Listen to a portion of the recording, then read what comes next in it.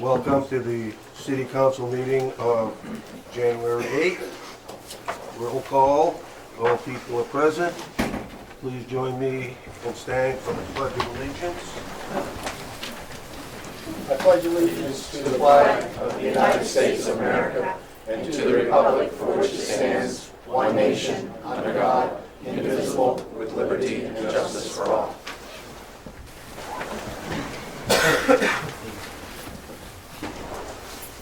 Next item on the agenda, public input, and we have a request from the Aroostook Agency on Aging.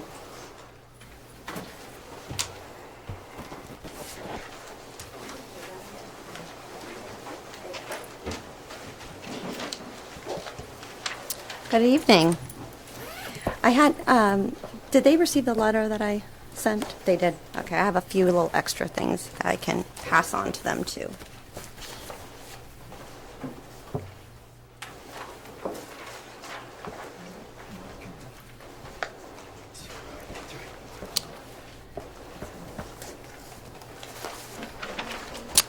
Well, my name is Joy Baresi-Saucier. I'm the new Executive Director of the Aroostook Agency on Aging. And I thank you for the opportunity this evening to introduce myself and hopefully maybe to introduce the agency to you if you haven't heard of us before, what we do and what services we provide to all the communities in Aroostook County. I believe you received a letter. I don't know if you had a chance to look at those two letters in advance. Actually, two items of business that I wanted to share. One was about the agency and what we do, but the other is about our Caribou Gardens apartment development that we have here in Caribou, and the fact that we're seeking a couple representatives from Caribou to serve on our board of that organization. I can tell you more about that. But just to start, in terms of the Agency on Aging, I did just hand out some supplemental information. Which actually starts on the first one is the needs of older people in our community. When you start talking about the needs of older people in our community, it could be quite overwhelming. And if you're like me, you have people in your family that are older, you have neighbors that are older, you have friends that are aging. And when it comes right down to it, we're all aging, and we all will need some level of support as we age into our older years. This diagram talks about population and at the state level, the percentage of need that we see in different areas. And then on the right-hand column, you'll see where I've translated that into actual numbers of people in Caribou, to provide an example of the needs that you're seeing in your, possibly seeing in your community. So I won't review that whole chart, but just as an example, if we consider that 21% of our population are over the age of 65, in Caribou that would translate to about 1,625 people. And as you go down through this, you can see 16% of those people live in poverty, 14% skip meals due to income, 30% have 3 or more chronic conditions. 20% provide care for someone else in their home. 44% worried that they're going to be unable to afford their current living situation. So the needs are quite deep of the older population and older people living in our communities. In Caribou last year, the Aroostook Agency on Aging served 675 people in your community. So that's about 42% of the older people living in Caribou receive some level of service from our agency. Going down to the next chart, when we talk about responding to need, this is simply a list of all the services that we provide. And the letter that I provided beforehand detailed specific numbers of people served or units of service that we provided. When you go down through this list, it looks pretty straightforward, but what I've learned in the 3 months in which I've been serving in this role is that the issues are quite complex, and oftentimes the solutions are quite complex to what people need.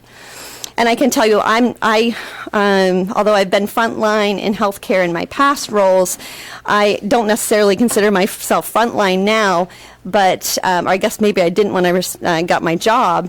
But I can tell you that I'm quickly learning that I'm becoming frontline too, because I receive calls directly to me. I receive the calls, just a few that I've received over the past few months are really, I think, telling about what's happening in our communities. I received a call just the other day from a woman in southern Aroostook who was actually saw me on the news and heard that she could call if she was concerned that she might have been a victim of a scam. And she went on to explain to me how she has had a gentleman calling her once a month for the past several months, asking her a variety of questions, including where she lived, and told her it was about a political action situation, and then went on to tell her that he wanted her to send her money. And this is just an example of frauds and scams. I had a call last Friday from a woman who virtually is alone. She's in a wheelchair. She has no one really checking on her. She's fallen through all the cracks in different programs. She's concerned about how she can prepare her next meal. These are just calls after calls. Another interesting one was a couple from the Valley whose the wife has a deteriorative condition. The husband himself just found out that he may not be able to care for his wife going forward, with questions about long-term planning. And in 5 years, when he's concerned in 5 years when he's no longer able to care for her, what will they do? This is just a small sample of the calls that we take and the service that we provide. So again, in your letter, you have a lot more information, but just as an example, in Caribou last year, we provided 4,299 home-delivered meals. We answered 419 consumers' questions about where they go for help. We provided 21,800 visits to folks to provide personal support in their home. We had 78 volunteers from Caribou that provided 8,462 hours of service within Caribou that we coordinate. And then provide, overall, we had 33,676 units of service. So that's a call, a meal, a visit in Caribou. If you go on to the next chart, it talks a little bit about our funding, and I think this is also a point of detail that folks question or unsure about. The majority of our funding for these services come from federal and state grants, 60%. The philanthropic sources is the next largest group with 17%. And basically those philanthropic sources often fund programs and services that the federal and state grants don't. We have some consumer donations through our meal sites where people may donate as a thank you, I guess, for the meal. We don't require any payment for those type of services. We have a little bit of program income that comes from our personal support service program. And then a very small amount, although a very important amount, comes from municipal and county match dollars that we receive through appropriations from municipalities and county. And at this point, every community in Aroostook County contributes in some form or amount, with the exception of Caribou. And I'm not sure, I know Caribou contributed for many, many years. I don't, since I'm new, I don't understand what year that changed, but I believe for the past several years, Caribou hasn't contributed. The appropriation requests have remained stable since 1982. I think in 1982, when I reviewed Caribou's situation, or reviewed the documents about what that match would be, or that appropriation would be, the interesting thing is I thought it was relatively high compared to other towns, and I think the reason for that is because the population in 1982 in Caribou would be very different than the population in Caribou now. So I refigured in the letter that I provided you, recalculated that appropriation request based on the requests of other similar-sized towns in Aroostook County, and that's where I came up with the request of $4,164. Now, I understand in this fiscal year, you're well into your budget process, and so I'm not sure if that's still an opportunity for you to consider an appropriation to the Agency on Aging. And if it is, I hope that the council would consider that. If not, I hope that the council would consider us in the future as we look to future years for appropriation requests. The last slide that I have on this sheet simply references our mission statement. We were incorporated in 1973 through the Older Americans Act with the mission of improving the quality of life, maximizing the independence, and promoting the well-being of older people in northern Maine. That's our mission, and that's why we're here. I did meet with Mr. Minker recently to talk and share about our services and extend the offer if at any time the city or certainly any citizen of the city has questions or needs assistance, we'd be pleased for them to call us and see how we can help them. In terms of the second letter that I have related to Caribou Gardens, I'm not sure if you're familiar with Caribou Gardens. Caribou Gardens was established in the 1987 with the sole purpose of developing, constructing, and otherwise operating a single unit or single congregate development for the elderly, and that was financed through the U.S. Department of Housing and Urban Development. It's a 20-unit apartment building. It's located at 166 Sweden Street. And so it's been operating nearly at full capacity for the past 30 years, and it is at full capacity now. The interesting thing that I learned as I was coming into my job is that that the board that governs Caribou Gardens is made up of 5 directors appointed by the Aroostook Agency on Aging, and another 2 directors selected by the City Council.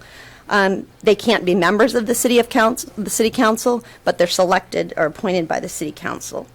And again, I believe for many years there were members that were appointed by the City Council. Specifically, in some of my research, found that Roy Doak and Dave Ricker had been appointed and served for some period of time.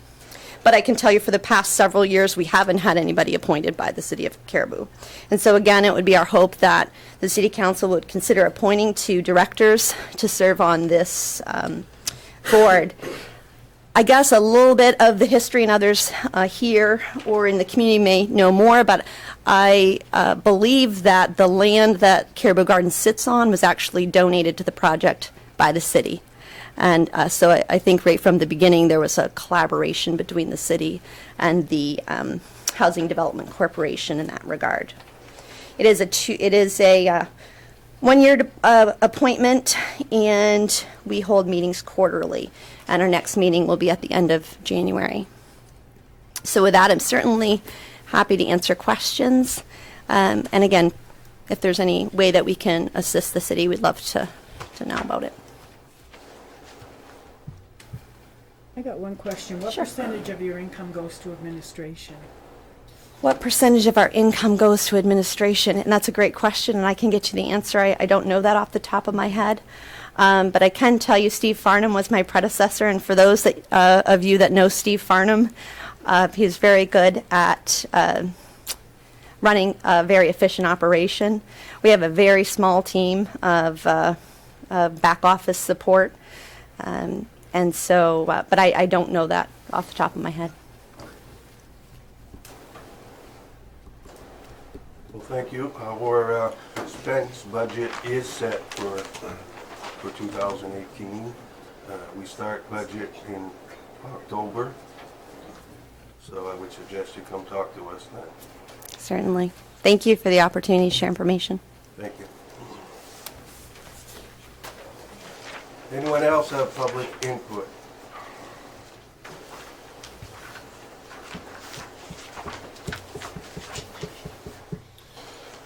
Okay, item number 4, declaration of possible conflicts of interest. Seeing none. Number 5, consent agenda. Got to read in a correction to the minutes from the December 27th council meeting. within the minutes as the following amendment, change Monday, November 20th, 2017 to Wednesday, December 27th, 2017. With that said, I'll recommend approving the slate. May I suggest, since some of us weren't here, that we could split those? So could we do just A as by itself? Yes, we can. It's, Move to approve A with the corrections mentioned. Second. All those in favor? Opposed? Excuse me. Abstentions? I didn't get who voted. I'm sorry. Bill was Were you the here first. at that meeting? The one you just approved the minutes of? But he wasn't a counselor. Oh, I'm sorry, I thought this was last week. Okay, all those in favor? Opposed? Abstentions?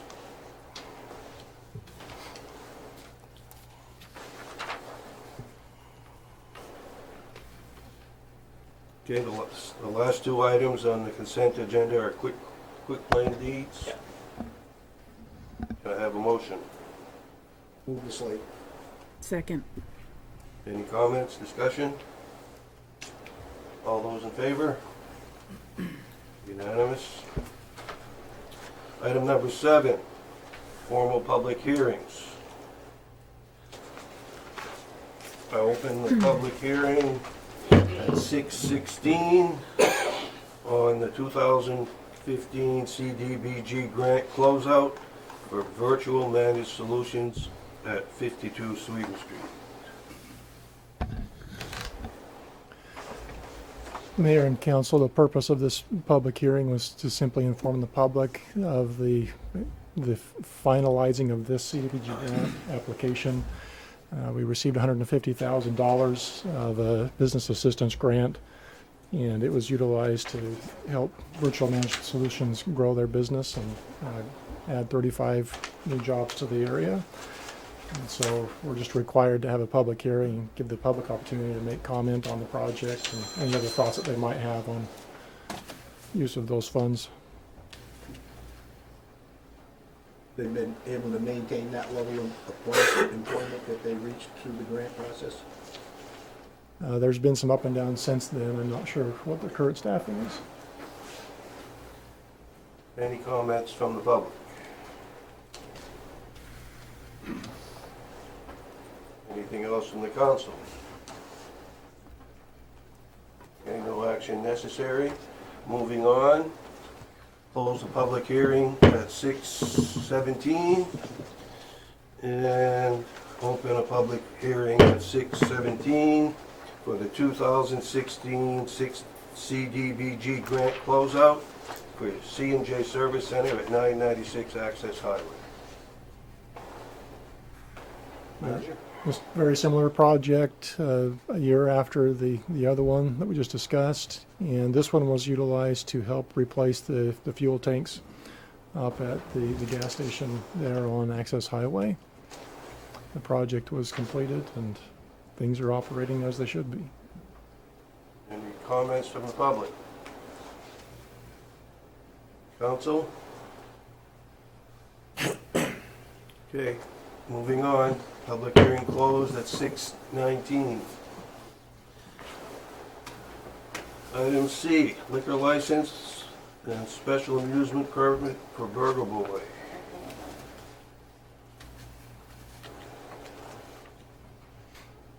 And also for Access 89 Bar and Grill. Move to approve both. Second. But you have to have a public hearing first. Okay. Excuse me.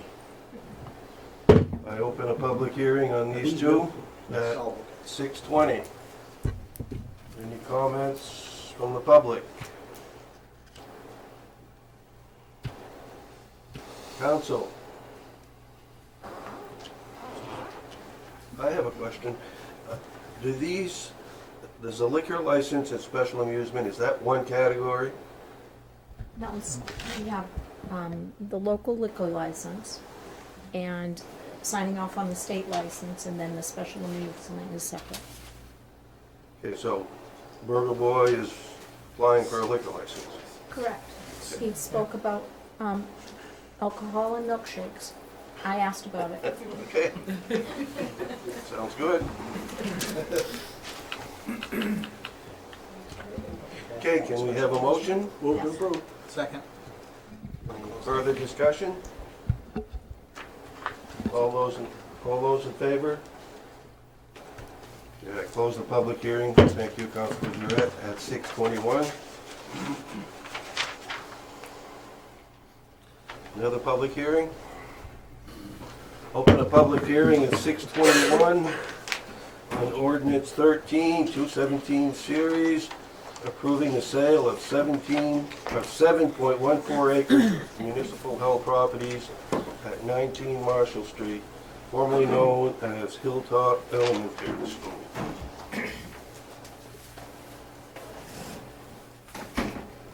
Sorry, let me clean this up. The public hearing tonight is on the ordinance that was introduced during your last council meeting referring to Hilltop Elementary School and the property there. This is all part of the new elementary school project and the exchanging of properties between the RSU, the city, and the Caribou Assisted Living. And the description of the property that's been drafted at this point. So you have the entire school property, and the portion that the city would retain would be the playing fields south of the parking lot, essentially. The portion of the property that this ordinance would allow us to sell, would be the school building, the parking lot, and the grounds east and west of that. The playground equipment the city would also retain, and that would be moved to the south, either for use around the baseball fields or into another park facility. One of the points of discussion, I want to just make you aware, we've had some discussions about the public access through the parking lot as historically been utilized for people coming to the ball fields. And the Caribou Assisted Living Group, through Mr. Carl Soderberg, who's a member of that, has indicated that there shouldn't be any issues with the city continuing to use that driveway, but we would like to formalize that and include in the sale of this property an access reservation, so the public would have at least an access easement that guarantees our continued use of that portion of the parking lot. So, again, that's the gist of the ordinance. I should also point out that the city ordinances don't go into effect for 30 days, and so if the council approves it tonight, we can't actually sign a deed or close anything on the property for another 30 days after the ordinance becomes effective.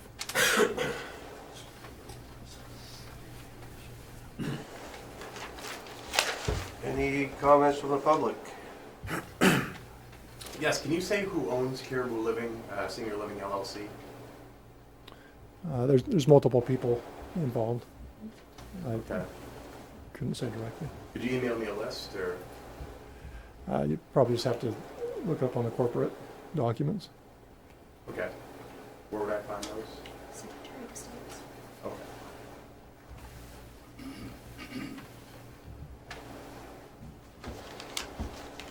Anything else? Council? New to this, who would own the rest of the land? The hilltop, the building stuff. Well, the ordinance was to sell that part, but there's a part down here. Yes. Who would own that part? The city will retain ownership of that. City owns it? Yeah. Okay. Is there a house lot there? Is it big enough for a house lot, you think? I didn't mean to, I don't know anything about it. Well, I mean, do we want to limit? If the city intended to build houses there, there's plenty of ground for a Oh, subdivision. no, I But- meant to sell it to somebody else to build the house.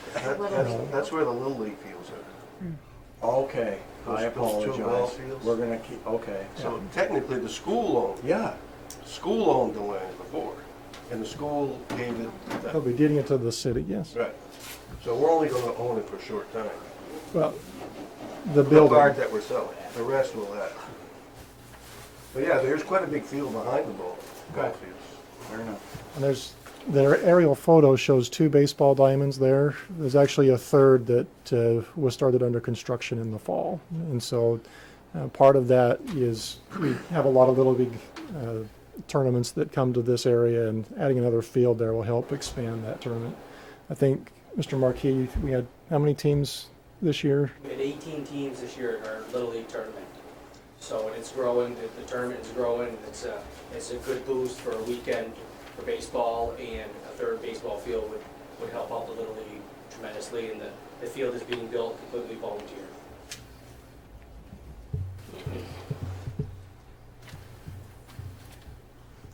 Anything else?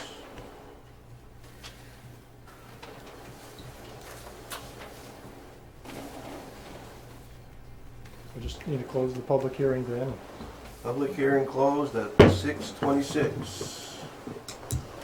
Move to approve ordinance 13, 2017 series approving the sale of 7.14 acres of municipal held properties at 19 Marshall Avenue, formerly known as Hilltop Elementary School. Second.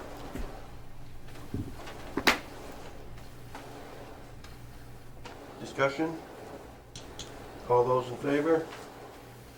Pass.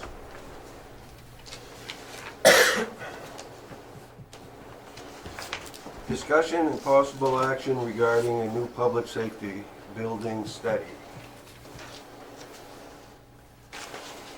Mayor and council, I think I'll defer to Chief Susi and his group for this one.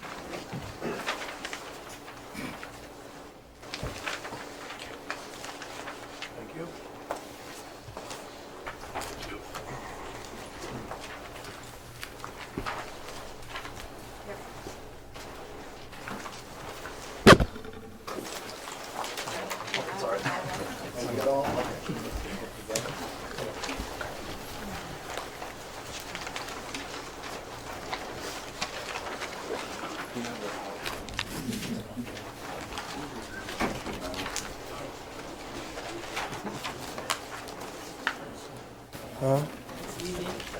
Yeah.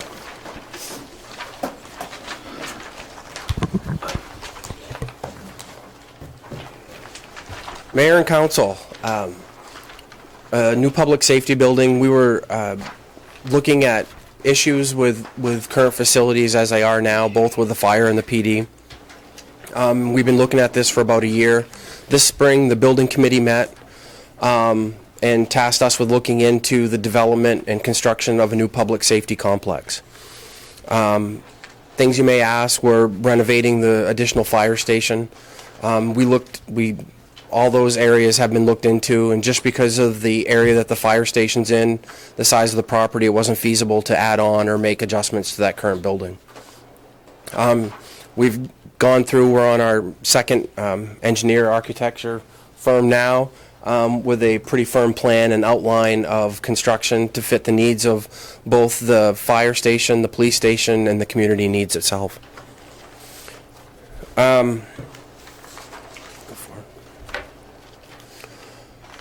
Go another one. So, in the fire station itself, looking at the needs and what some of the issues are, right now it's the fire station. Just looking a short time ago, so when I was hired, our average run calls were 3 calls a day. That's what our yearly total was an average of 3 calls a day. Now we're up to 7.8 calls a day, which doesn't sound like a lot, but some days you might have 2 trips south, other days you might have 22 calls in town, just regular emergency calls.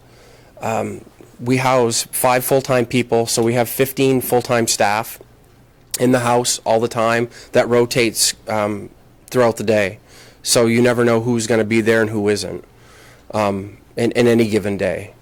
We do a lot of long-distance transfers, and we're doing more emergency calls this year because of the shortcomings of other ambulance services and doing more mutual aid to those areas that they just can't cover those calls. Our current conditions are very cramped for the amount of people that we have working there. You can go to the next one. Just the living conditions alone. There's only one bathroom in the facility. It's not set up for public use at all. So when the public's there doing things like a car wash or things out in the parking lot for the community, there's no facilities for anybody to use. And there is only one at that time for them to use, and lock the door behind you. The bedroom isn't segregated, so there is very hard to do. If you looked at females coming on board, there's only one bedroom, and like I said, the one bathroom. It's not set up for mixed gender work, and the building's not ADA compliant. As we've grown, the fire station was built in 1977, and at that time it was built for expansion. Well, we've well blown beyond what that building was expanded for. The floors are buckling in some areas, and another slide will show that. But the equipment itself has got bigger and heavier. We've gone from 6 trucks down to 4 trucks. We've reduced what we've had. But when you do that, the weight of that equipment also increases, which changes what the structural aspects of the building was meant for. Right now, the ambulances are just what you see. There's about 9 inches between each ambulance on the floor. Building was never constructed for that purpose. We've retrofitted that. We're now currently buying equipment to fit the building, not buying equipment to fit the need. So we're spending more money engineering equipment that will fit in here in our current facility than we would if we had a facility that we had choices in what we were buying. The top picture there shows where the floor is buckling, and that's between most of the doors. Comes back, and then the floor splits in between where the vehicles rest. The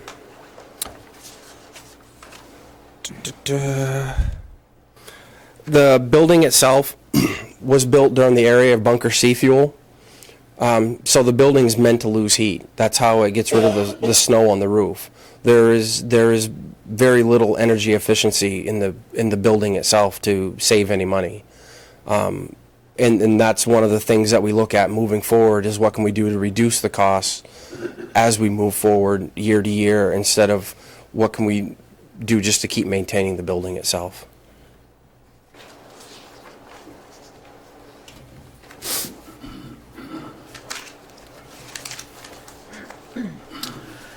And we all know what the police department is at the bottom of the cellar. We have our issues not just by space, but by state mandates. We are required to have an interview room with a recording system. That's state mandated for any felonies. We get by with a recording system that's in the ceiling. It's not effective. The evidence rooms, we actually have to store most of our evidence off-site at another location.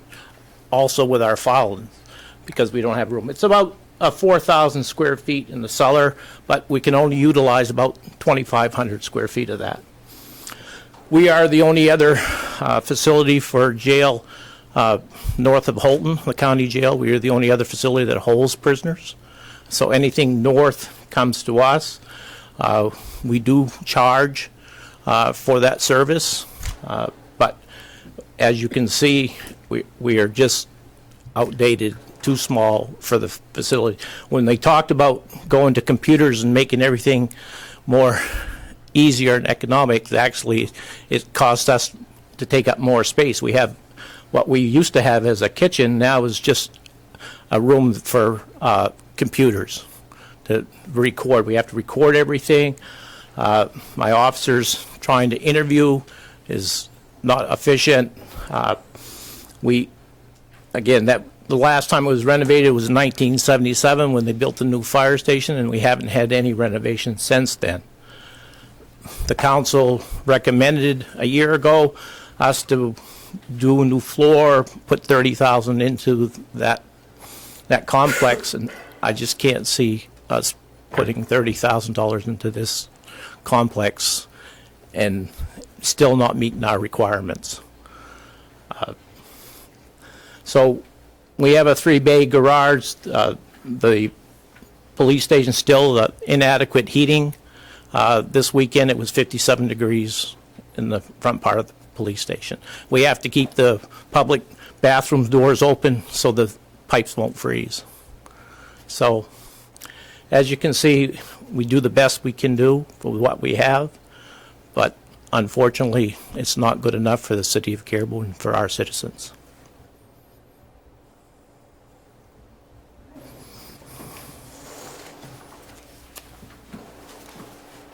Hi, I'm Lita Simrau with Port City Architecture, unlike the chiefs who you know. I have been working with both the fire and the police department to develop a study and to develop the site, which is on Route 1 and Fort Street. I'm sorry, what was it? Birdseye. Which the city now owns. And we have done, as you will see, we have done a floor plan. Well, first of all, we did a needs assessment. It's just a report. It's kind of boring. I didn't bring it. But it tells us what spaces are needed. This is the site plan coming in Route 1. You can see the building as you come down Route 1. There is emergency vehicle parking in the back. So right now we would be keeping emergency vehicles from crossing public cars. We have public parking in the front. This is split level. So the front of the building is accessed from the public parking lot. The lower level is accessed from the emergency vehicle parking. We have a secure police parking. What you do not have now is a sally port, and I don't know if you know what a sally port is. It is a secure place where you can pull in a car and you can transfer prisoners. That is something that is strongly recommended, if not code, depending on what level you do. So we would have a secure parking area and a parking garage that would be off of that. Go ahead. And we have, starting from the left, the blue is the police, gray is public, red is fire. What we've got is, we talked about the Sally Port, which is the upper left. Yeah, sorry, I forgot a pointer, which would allow you to bring people directly into booking.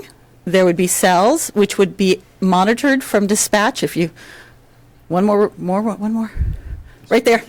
Dispatch, which would also serve for greeting the public when you come in. We would like it so there is an entry level, that entry would serve both dispatch for police and fire, and I just realized that 2 of those gray rooms, those 2 should be red. Those are dispatch and ambulance billing, which is important that the public come in. And then there would be a meeting room, a training room, as well as an emergency room, which is needed, but the public could use it when it's not being used for training. Then we get into lockers.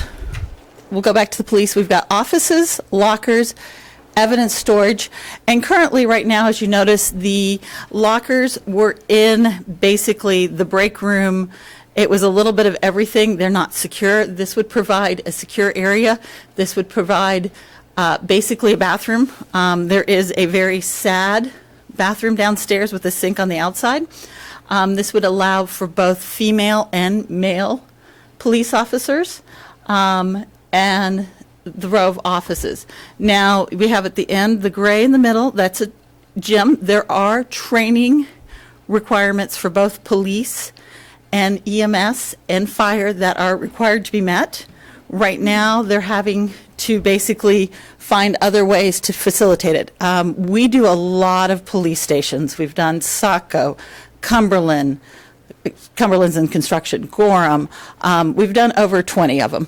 And this is all something that is required in order for staff to be able to meet their requirements.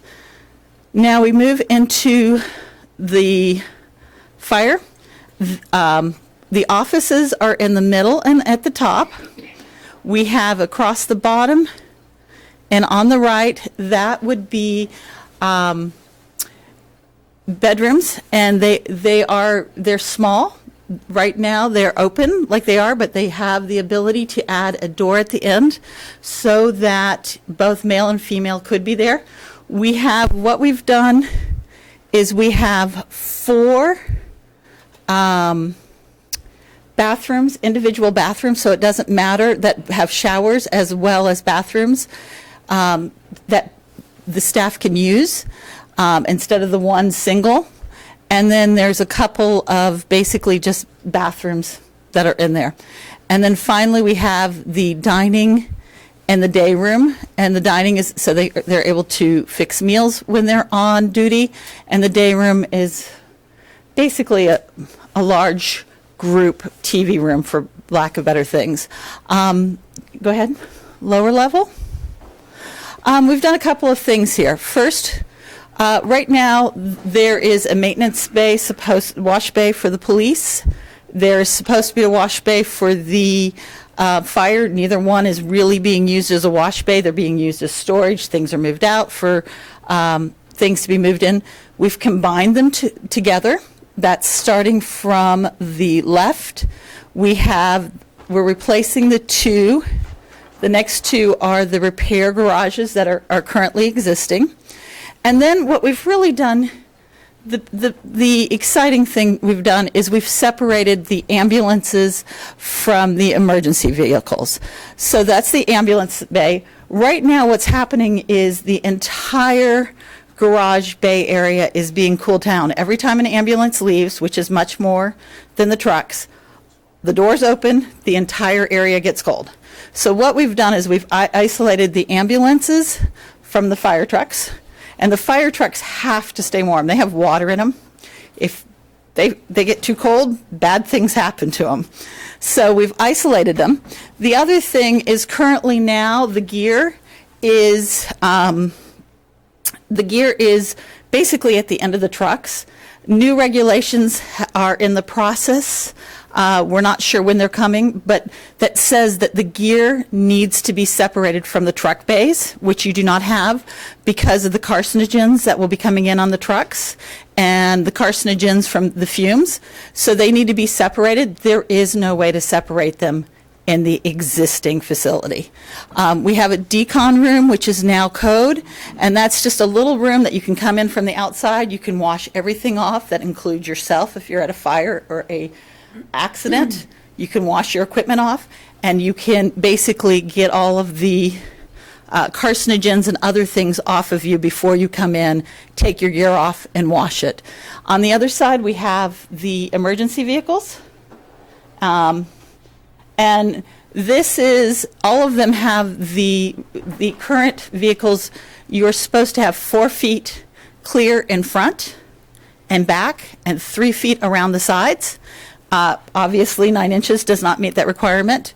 These all would have the adequate space and would meet those needs. Go ahead. I might also point out it appears that there's extra room in the bays on the drawing, but Chief Soucy indicated to me this morning that there is other equipment, boats and other things that they have that are currently being stored elsewhere, either on city facilities or other properties, that they would bring in and consolidate all of that into the one place. Currently, too, there's also like the 4-wheelers are sitting out in the parking lot out here. They're not protected. Your equipment will last a lot longer if it's brought inside. I'm happy to take questions. I'm not sure the procedures, though. Can we go back? Sure. First floor. Why don't you have bathrooms in the bedrooms instead of having to go out in the hall? Just, that's typical, because what happens is we can work at more integrating. This is just the study. I'm working with Chief Soucy and to get that. We know it fits, and as we go. Basically, we want to give them a little bit of separation. So, and the other thing too is a lot of times they're going to be coming from upstairs and head straight to the bathrooms. Have you built any, I'm assuming they're all public safety buildings, both fire and... Yep. Have you built any that have a shooting range in it? Not me personally. My coworker has. So I'd be afraid to answer too many questions, but go ahead. Well, we have problems with, well, I mean, they can't practice 6 months out of the year practically. And where they end up practicing, nobody likes because it makes noise. I'm just wondering if you're building the cellar, how long, Chief, is a fireman? 50 feet? 100 feet? Now with rifles, it's 150. Oh. Okay. Is there What gonna about be a pistols? cellar? 50 is 50, 50 feet. Where the trucks are. Oh, yeah, okay, but there's not gonna be a foundation to slide. Once again, we're in the study. We're working to establish a budget, and then there will be details that are worked out, and that's one thing that we can work on as we go, depending on what the town and the police department feels are their greatest needs. Okay? Anyone else have questions? I got a couple things. So, to me, if we're going down the road of a study, I mean, the study should have alternatives, right? Instead of a one track. I heard the chief mention that no kind of renovation was feasible. How closely was that looked at? How I lost him.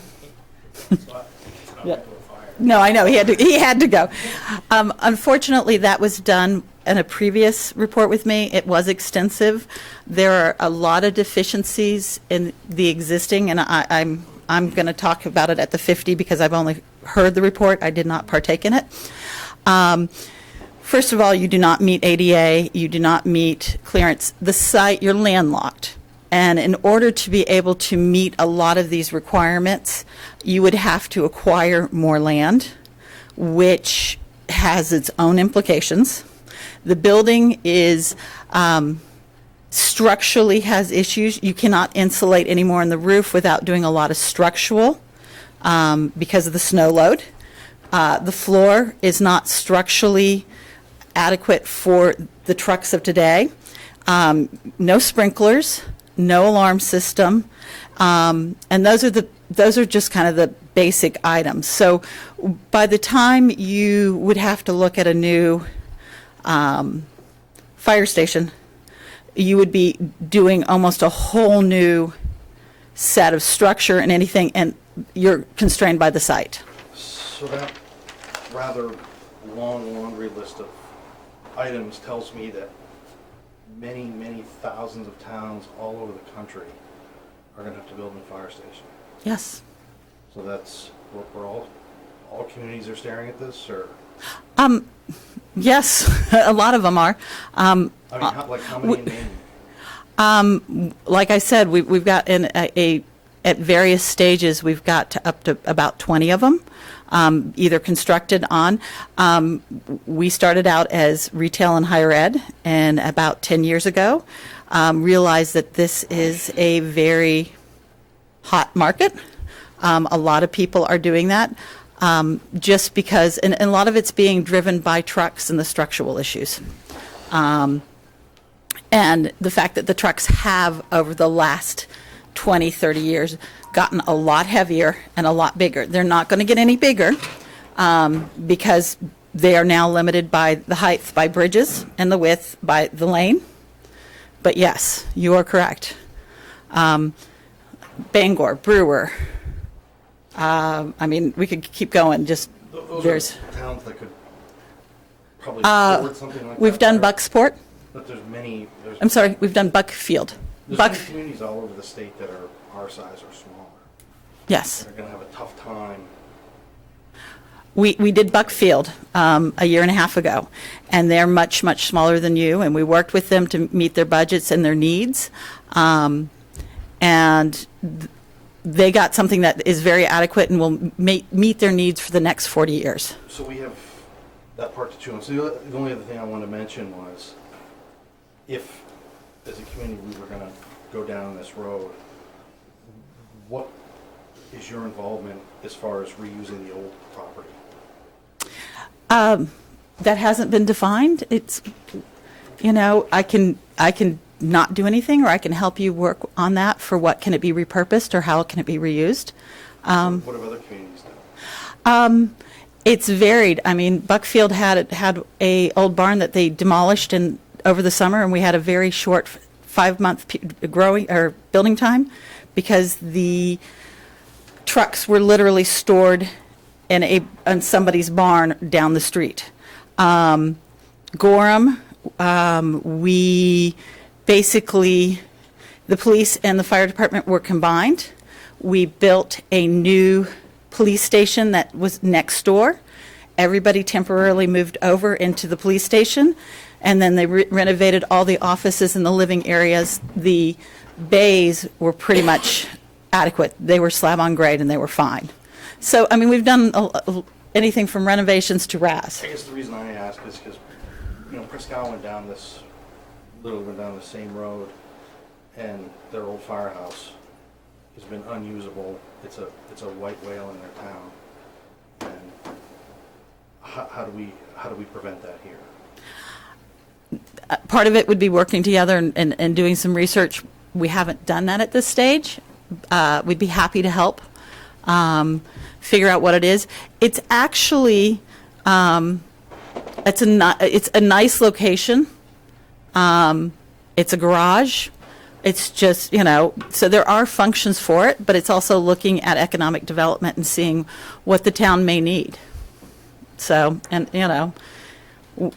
we're familiar. We've also worked with Rumford. And, that's an old mill town, and that has its implications with that, and we are aware with that being in Maine. So, I was going to say, questions about the plans, we can always come back to. We'll go quickly through this because I know you guys probably have a lot. We've got a 3D rendering. This is the front of it. This is the secure police with the Sally Port. This is the rear. This would be actually what would be seen from Route 1, so it would announce a presence. We would light this nicely so you could actually see and know that you're in town. It's kind of a little, you've got a sign and then it kind of goes trees, trees, trees, trees, and then you're back in town again. Go ahead. This is just another view coming in the emergency vehicles. And this would be coming up the drive towards the front of the building. And finally, just that's what we have. Sure, there's more questions and. That's looking east. Yes. Yes. Sorry. You got a price to put that together? Estimate?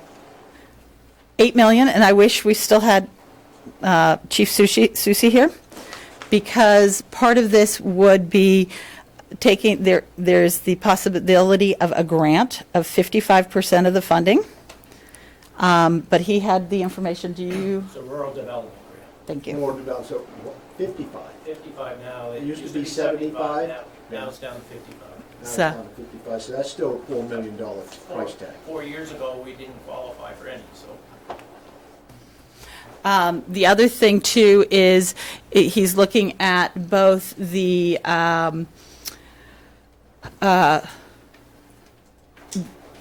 both utilities reduction as well. This would be an energy efficient building. There is no way to upgrade like we talked about with a roof. The roof in the existing fire station is basically just letting the heat go right through. Codes and the fact that this is an essential facility would not allow for additional insulation being put on, so that can't be done without upgrading the entire structural. Lighting, we'll just start with the lighting. Switching everything to LED is cutting electrical bills in half or a third in facilities along this lines. Lighting and stuff like that could still be done today, though. I mean, it's nice to go into a new building or anything like that, but you can, accommodate your buildings with new lighting and stuff like that. And you brought up the subject of ADA. Well, until we do build a new one or take under a major undertaking, we don't necessarily have to upgrade to ADA, but we still have to be able to provide the service to those that would need it. Mm-hmm. So if people needed access, we would have to provide them access to a certain degree to where they had access to it. Right. Okay? And I question the weight of the new vehicles versus the old vehicles, because they're making the new vehicles out of much lighter materials, and I don't see how weight They're- displacement has really got that much of a. Because- I'm not an engineer, I'm just Okay. asking the question. Actually, the vehicles are lighter, but they're holding a lot more water. So the weight is not, there's water, like there's a tanker truck. There is water that is stored in these vehicles. Right, I know that. So, right. So what's happening is even though the vehicles are getting less, the amount of water is getting more, thus the weight of the vehicles I go. don't think any of our vehicles have increased in capacity as far as water is concerned. Well, you do, You see what I'm saying? Right. Okay? So based on knowing what we have, which you're looking at approximately a 20 to 25-year life expectancy of most of those vehicles right now, all right, because they're all recently purchased. So I'm just, I just question all those things, and I mean, it's not information that we have, so I was just asking the questions. oh, I am so happy No, you're that's back. all right. We're I'm talking done. money, and I'm going on the economic grant. Your help. Okay. Sorry. One thing that I would like to say too, that I think that everybody needs to know is that, of course, first and foremost, we need a police station. We need something for the police department. However, the police, to build a new police station alone, if I'm not mistaken, there are no grants. They don't qualify for, right, any grants.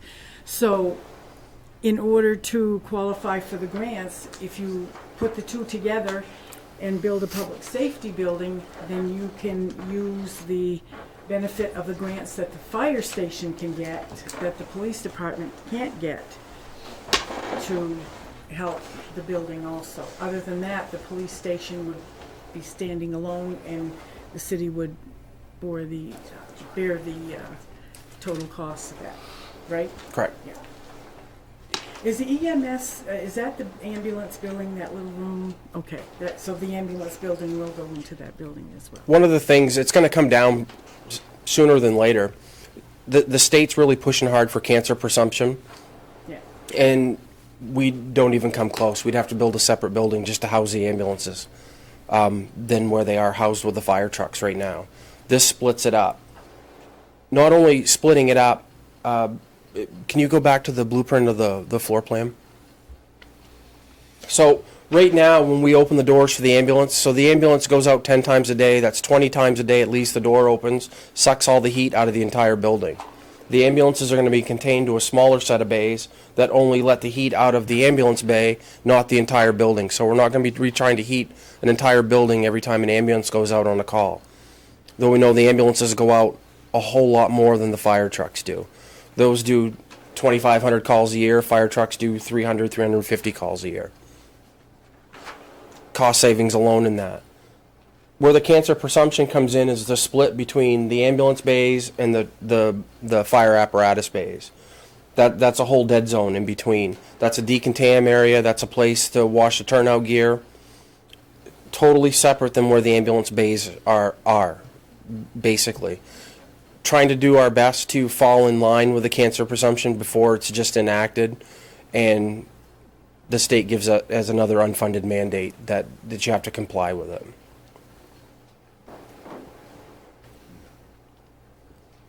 Right now, if we look at a USDA, sorry, I've got a cold, so I'm just, it's a 55% match. If you do that and you do a 20 or 30-year bond on that, what would be left after that, you're looking at almost a wash to the taxpayers. By the time you add what putting the fire department back on the tax rolls would be by moving that piece of property and by the school savings. So there should be almost a wash for any sort of tax increase that you'd be looking at towards the citizens of Caribou. Plus, they would have a one-stop shopping area to come in and take care of all their needs that they do and go back and forth between the two. Who's done all that calculation? Played back and forth with it, and it's rough until we get approval to do any more from the council.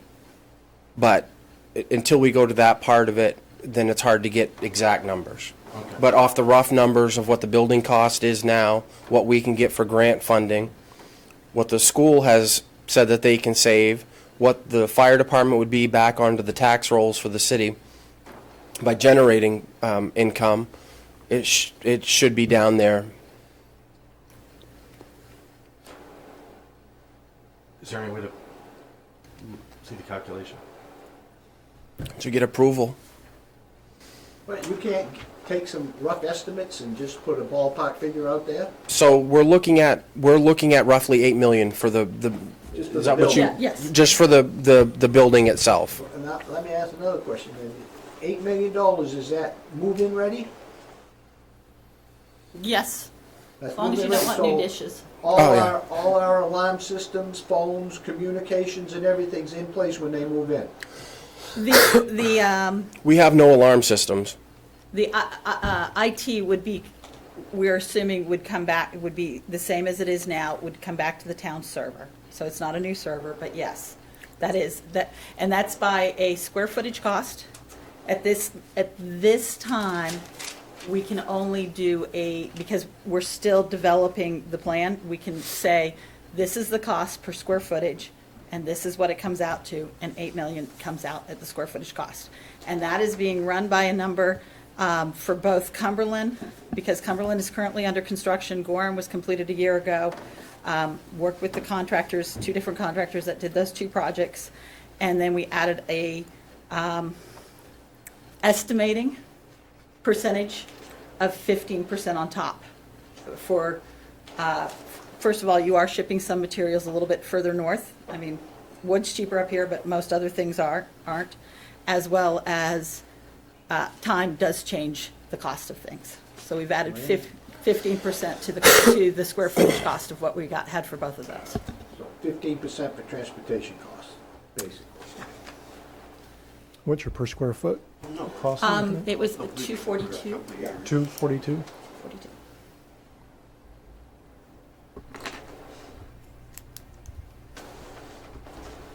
And what we would recommend, that if you go forward, that with this project, is we would work with a local contractor to be working on a budget at the same time. But that is something to be discussed probably at a later time, because that makes sure that prices are kind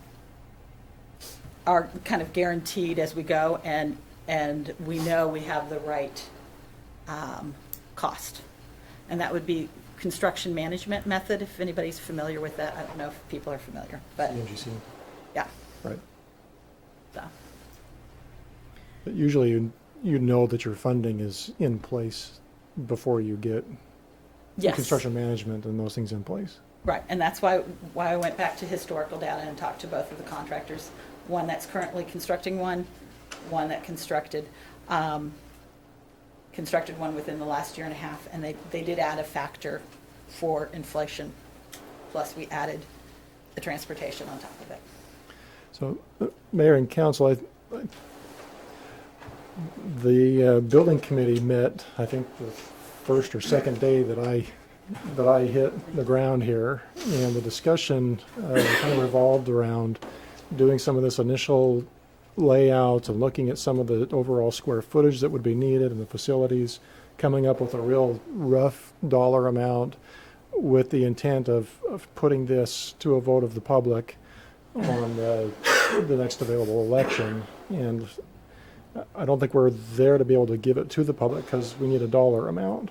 And so really I think the next step really is the council okay moving forward and getting that dollar amount established, seeing those numbers, and then saying, yes, once we have those numbers in place, then we put it onto the ballot for the public to consider.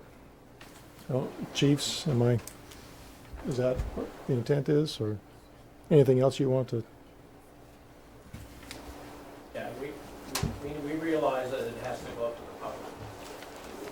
Do you want to meet with the building committee again before?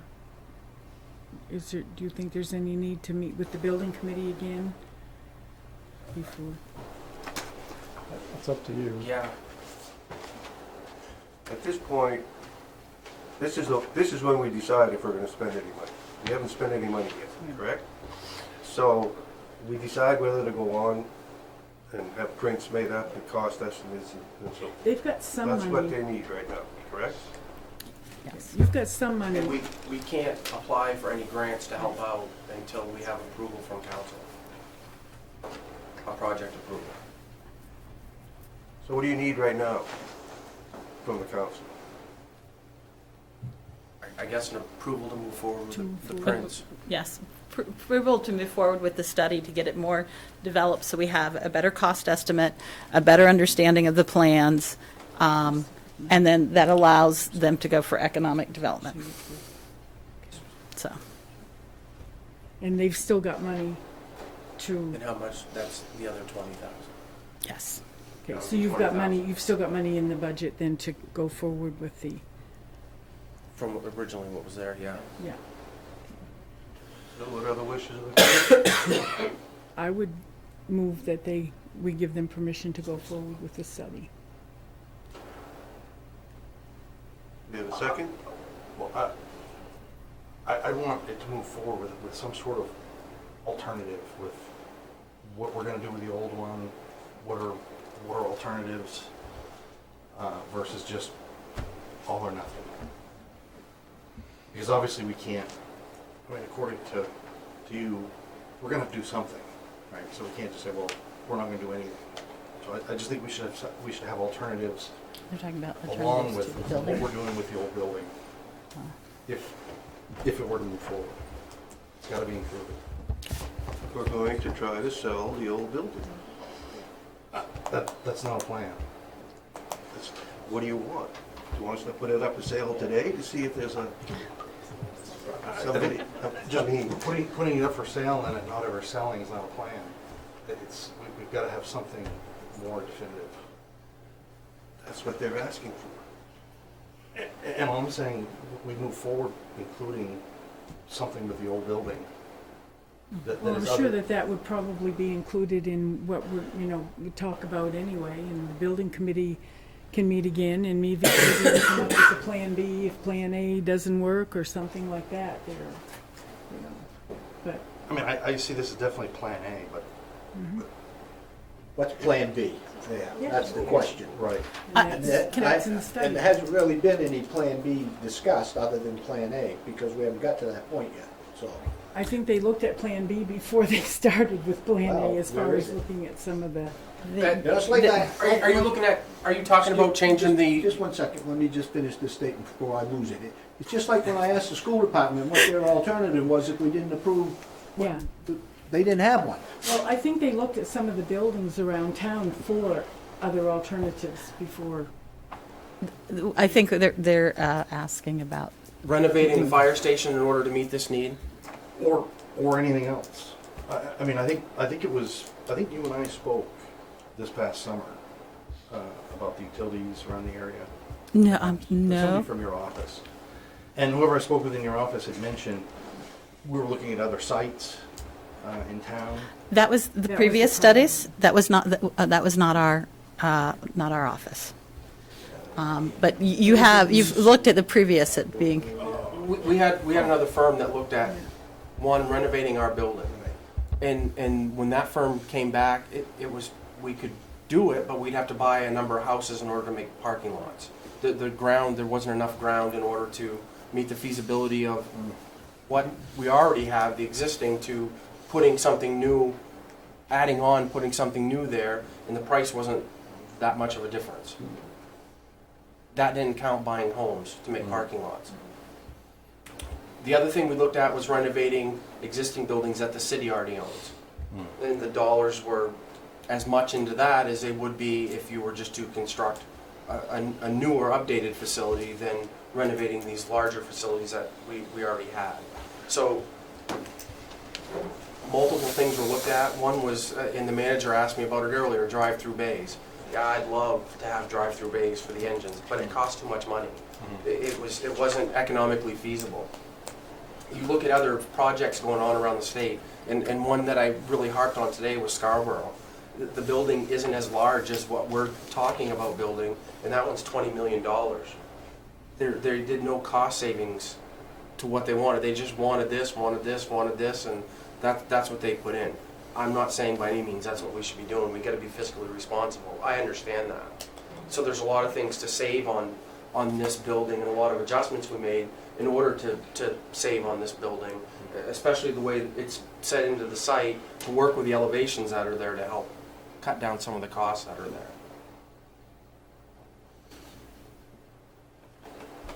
We have a motion, is there a second? Second. We have a second? I'm not gonna do this, Wilford. This is not a public hearing, and I'm not gonna do this every meeting.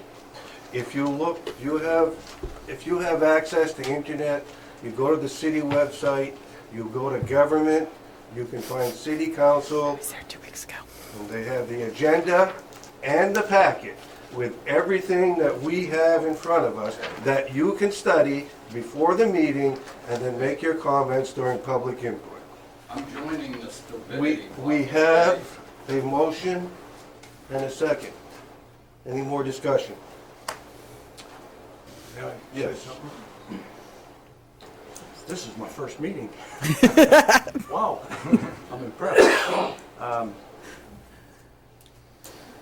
There's just so much I don't understand. I'm going to be frank with you. I don't understand the site selection. Not that it's wrong, but are there other sites available? If in fact we're dealing with, Councilor Gahn, one of the reasons for the site, just to answer that for you, is because we own it. We didn't have to buy it, we didn't have to spend any money in order to get it, let alone it was good access to reach outside of town in any direction. We had the new bypass to use to get out of town in our coverage areas, or we could turn and come up the other way and be right in the center of town. It just worked out once the city took control of that property. okay, but I haven't seen anything about what other sites are available. I haven't seen anything. This is, like I said, this is the first thing that's sat down. And if in fact, I guess the one question I would have right now would be, if in fact all these communities are going to have the same issue, has any type of, and you would know this, ma'am, probably, any kind of collaboration with other communities, instead of every community running out and building this kind of a complex, can there be a cooperative effort whereby somehow resources can be pulled together so that each community can receive a benefit? And I don't know if there is or if there isn't. I'm just saying that there's just, I can't Part of this, I think part of it is police, ambulance, and fire. Response time is important. Unlike a lot of things like high schools where you can combine them or other things, you need to be within a certain radius of most of the population.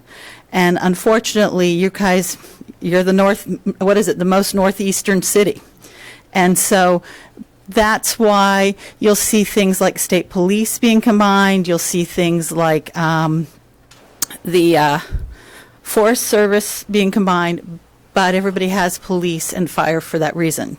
Dispatch is often combined because that's something that a call can go anywhere, but you want to make sure that ambulance doesn't take 40 minutes to get to you if you're having a heart attack. You want to make sure that if there's a domestic violence, that the police aren't taking 30 minutes to get there. So unfortunately, no, that does mean each community ends up with their own. Does that help? I respectfully disagree with your assumption at the end that those goals can't be achieved through collaborating with other communities in some format. And I don't want to get into it right now, but there's just so much unknown here. So my next question would be is, the motion is to go forward. Is there a dollar amount attached to this motion? This one would. How much? 20, would 20 be the 25? It's 25. 25,000. Yeah. Which has been budgeted. Yes, this is already in the budget. Yeah. This was in from last year's. And I think a lot of the questions will be answered by going forward with the study. I mean, a lot of the questions will. And maybe even another, if you needed a plan B or answered some of the other things. But I don't think sitting here right now, unless we vote to go forward, we're not going to know anything else past this. So we need to go forward with this.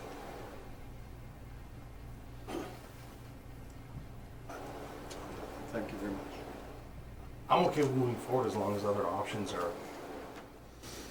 continue to be investigated, like the Solomon Distributors building is gonna become available. That might not be the better location, but the city will acquire that eventually, right? But that would be part of what we can study, you know, we Okay. can go forward with that. I think there'll be a lot of questions that we can answer and a lot of ideas and things like that while they, but gotta be able to do it. We are also going to have a study of that whole bird's eye, how many acres? 30, 40? So, of its best use, so that'll be done at the same time. Okay, we have a motion and a second. All those in favor of going forward? Opposed? Oh, excuse me, are you in favor? Now, what are we doing? All those in favor of moving forward with the study? Opposed? 5-2, carried. Thank you. Can you tell us how much it's gonna cost to go forward? Excuse me, that was answered 20 seconds ago. Discuss No. the Say it possible action regarding surplus properties and equipment. Manager?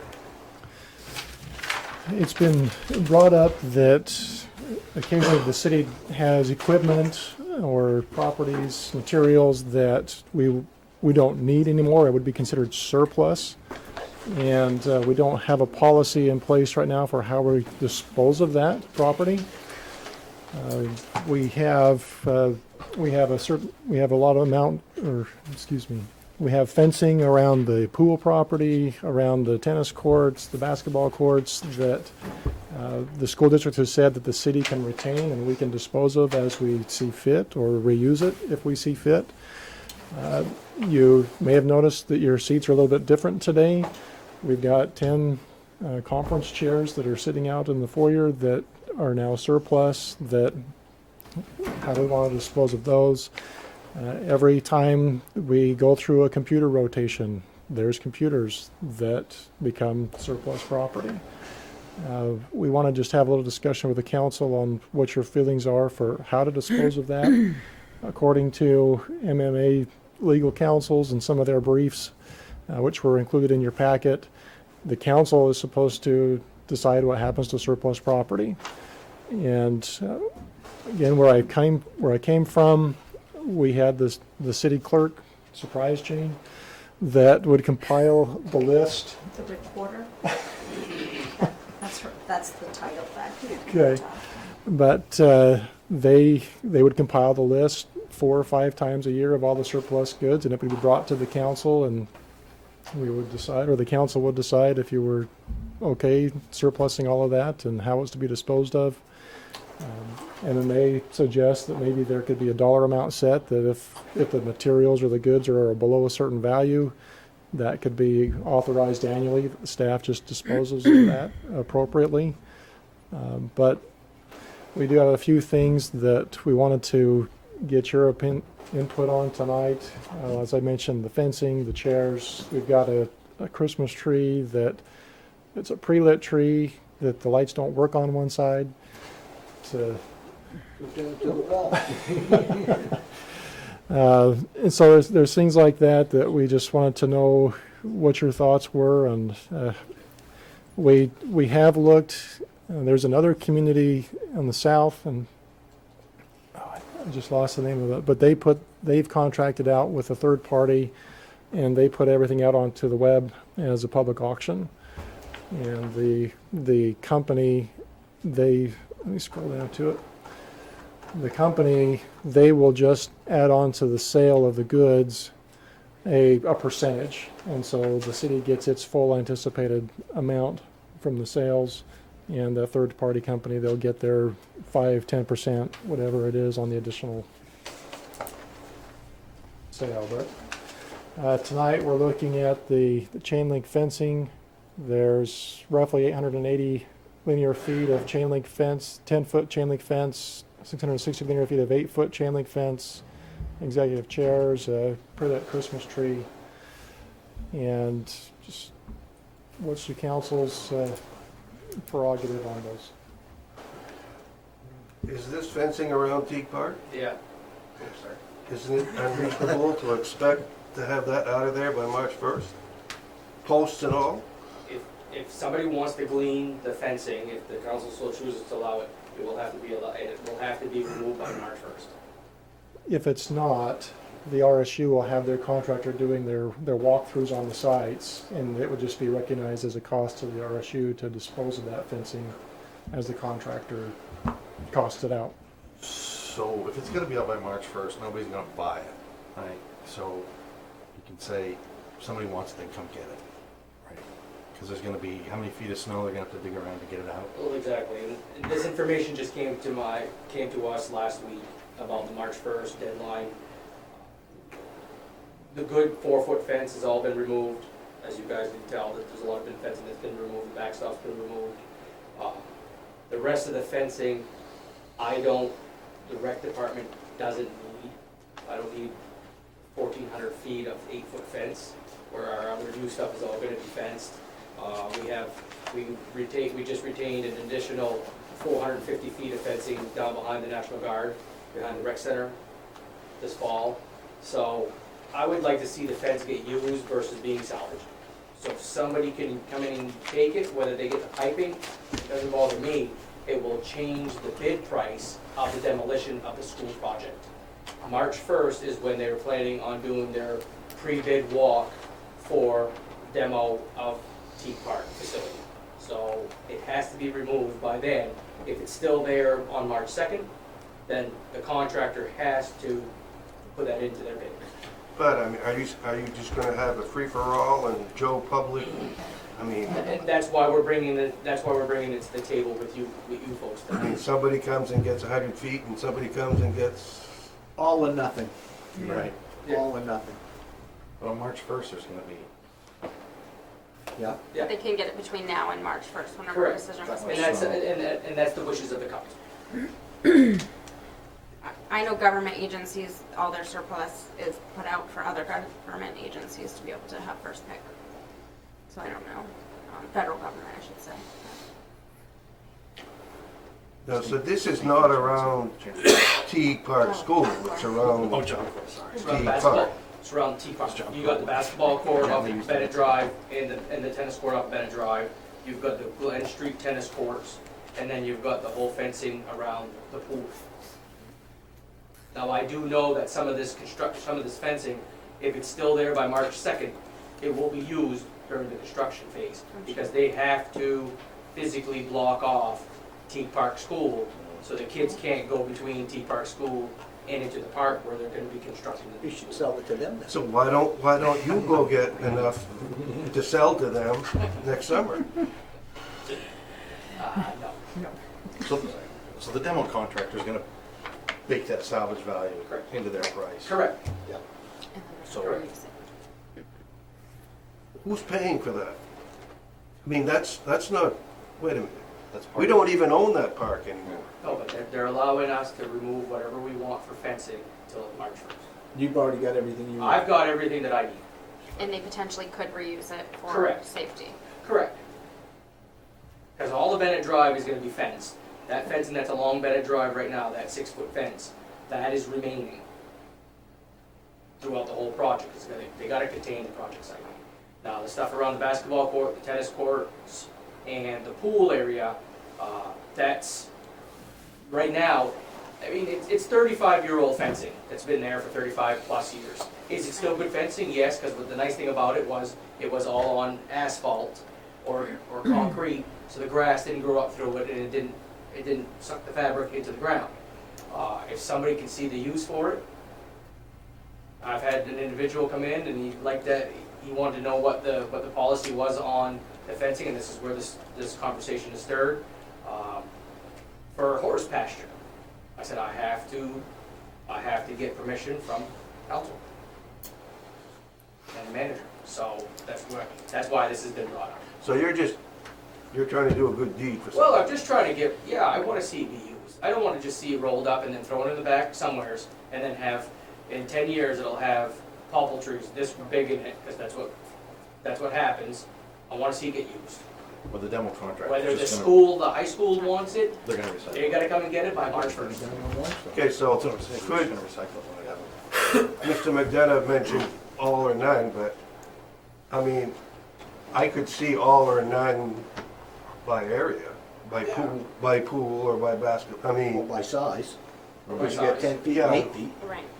That's all I'm But saying. I If mean, there's if there's a section of the fence that's left, and during the walkthrough through the bid price, well, they're gonna have to You'll get rid of they're gonna have to pay to get that done. That's why all the trees that have been removed from the park have been removed this fall, this summer. We removed 17 trees that I planted in 2009. I didn't wanna see them get destroyed, where they were all gonna get destroyed. So that's why I removed everything we could.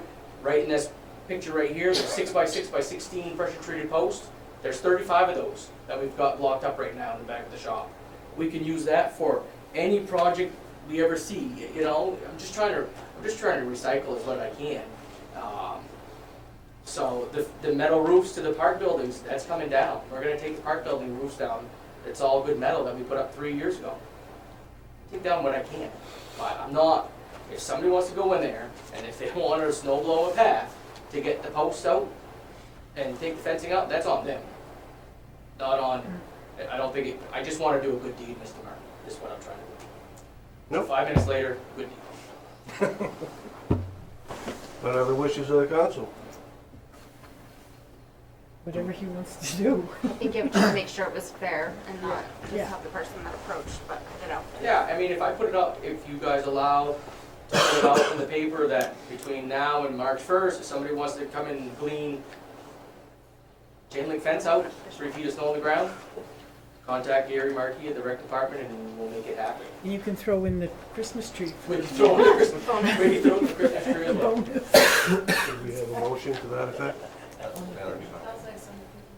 Okay, we have a motion for what Mr. Markey just presented. I would like to add something to that, if we could, please. We currently don't have a policy. Right. It will, in the motion, I think that we ought to have the city administration establish a policy and define personal property and also establish a cap. So we don't have to do this every time we turn around. Was there a second to that? Second. Okay, so the motion is to, Mr. Markey will advertise, they'll contact him, and he'll decide what goes where. And then we'll be working on a system-wide policy on surplus at the same time. All those in favor? Unanimous.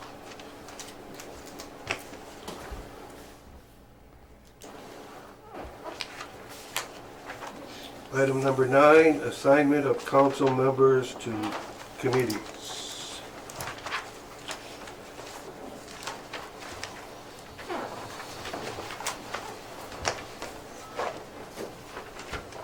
Okay, some of this was discussed at the last meeting. We couldn't vote on it because it was after the meeting, about what people wanted.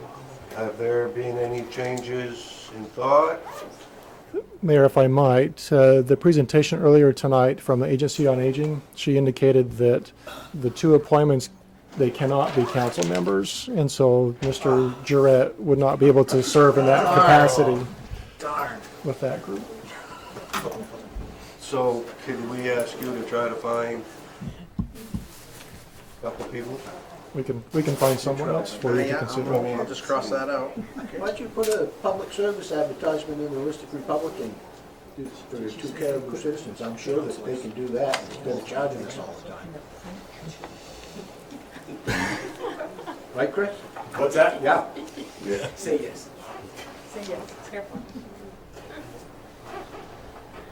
Then if they want more information, give them that lady's contact information. She can explain what the process is. I wasn't here.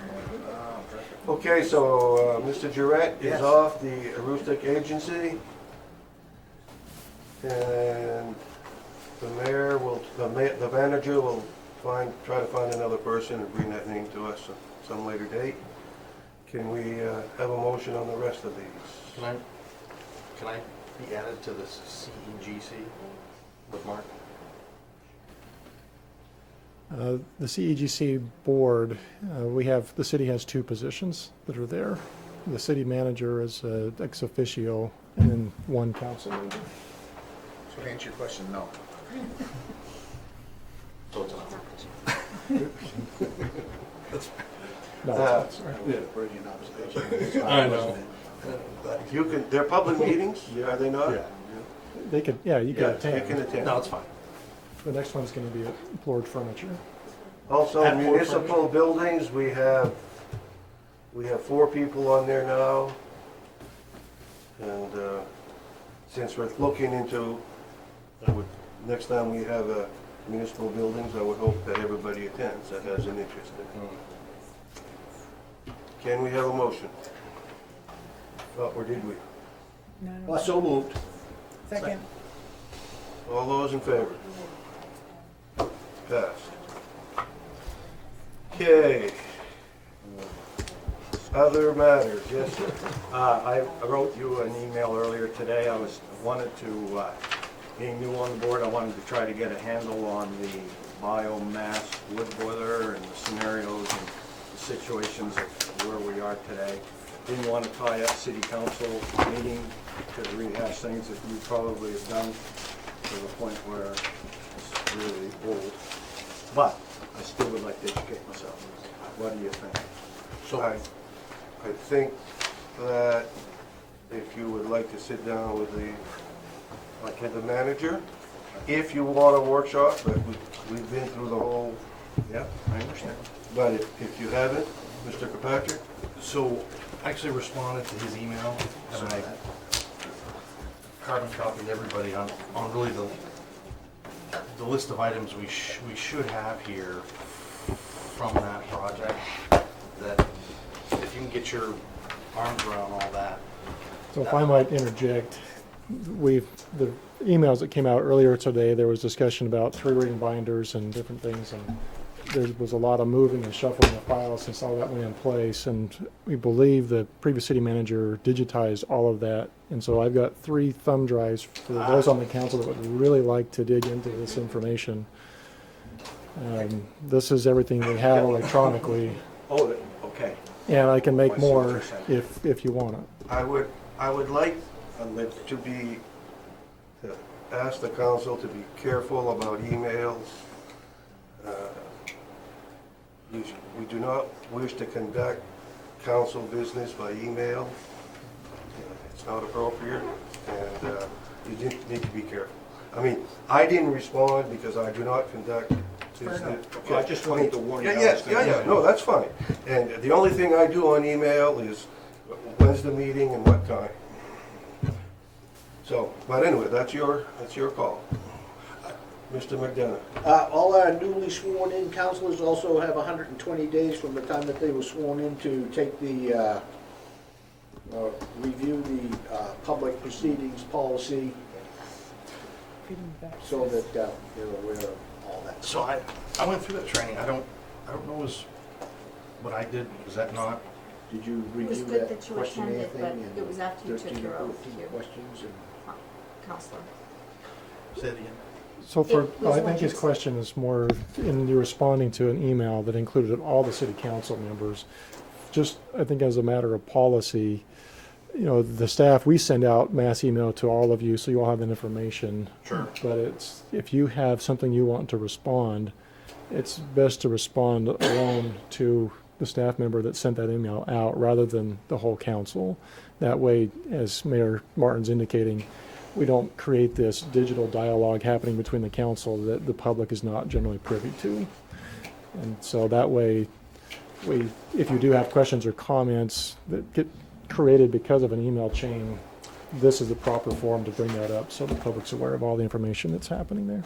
Okay, so if I were to have done it correctly, just send it Right to the Okay. manager. Okay. Then it's 2 people having a discussion, or Yeah. you and I having a discussion. Gotcha. But once it gets to 3 people, that's a meeting. And that should be advertised in public. and all Gotcha. that stuff. Gotcha. that was good information. Now, oh, sorry. Well, I don't know, what we do, Well, Jane, so I did the workshop, I've been sworn in, so I have to do it again, or when did you do It it? says once you take your oath of office. It was good that you attended, Counselor, but it said, the law says once you take your oath, you have 120 days. It's very easy. So I have to do it again? I'd appreciate it. But you don't need to attend another class. Okay. It's frequent questions Online. online. Okay. Mr. McDonough. Yeah, Jane sent out a schedule of the elected officers' meetings, and they're putting one on in Augusta, I believe, in February. I don't remember. I think that's when it is. And in the past, we've been able to do telemarketing up at NMDC, and then offer it to the rest of the people in the county, so they don't have to travel like to Augusta or Biddeford or anything like that. They're hosting one in December next year in that environment. That's that same training that you're talking about. Yeah. It's being hosted in Caribou in December next year. Yeah, but what I'm saying is that the one in February, okay, televise it. Televise it to Then they don't NBC. gotta do the one in December. See what I'm saying? Yeah, the next closest one, if you don't want to hit to December to get the live Okay, just have to- feed, is the next closest one is East Millinocket Right, in June. right. We can check We've into done that that. in the past, and they were more than happy to do it, and it saved them that extra meeting. Any other business? When's our next meeting? Is it the 30th, a work section? The 30th of January, Okay, could I ask that you put the next couple meetings at the bottom of the agenda? okay? Okay, since anybody have it, I have something for that meeting, since it's a workshop and that's a public meeting, correct? Yes, 6 o'clock. Could you ask Dave Willett to have his proposal ready for that policy change we might do? he sent it to me, and we'll be going over it. We'll make sure it's on there. Okay, so for the 30th, that can be one of the items. And the surplus property, is that too soon? That should be doable. Okay. Anyone else have anything they think we should discuss on the 30th workshop? Is it the 29th? It's the 29th. 29th? Okay, thank you. Would it be possible to have a quick executive session? Quick executive session. Okay, so our next meeting is a workshop on the 29th of January. Thank you for coming. I make a motion we adjourn? No, Oh, we need to go into the executive session? Under what? I don't know, it's in there somewhere. I don't know. Phil normally does it, so. Phil, make a motion for What executive are session. we going in for? Legal. That's all right, I can do it. Move to go into executive session under Title 1, subsection 405.6 for legal briefing. All those in favor? Cole, did you second that? No. Tim. For evening.